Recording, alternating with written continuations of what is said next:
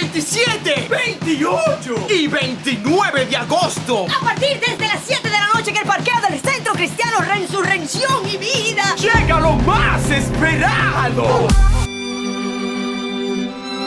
No, mejor vamos a hacer a nuestro estilo. ¡Explosión 2015! Un evento apto para todos, con más de 800 artistas. Que estarán con nosotros cantando sus canciones cantadas. ¡Ay, Dios mío! Y con ellos los ministros Mike y Janet Roffner, Juan Carlos del Valle, Mical y Fernando Fleming, Sobeida y Ruperto Medina. Así que no te puedes perder la Explosión 2015 en el parqueo del Centro Cristiano Resurrección y Vida frente al arco de Barahona. ¿Ok, people? Yo espero que no te lo tienes que contar, ¿verdad? Porque si no, esta dinamita va a explotar, ¿ok? ¿Y es verdad que es una dinamita? Déjame probarla. ¡Ay! ¡Ay! ¡Cúbrase!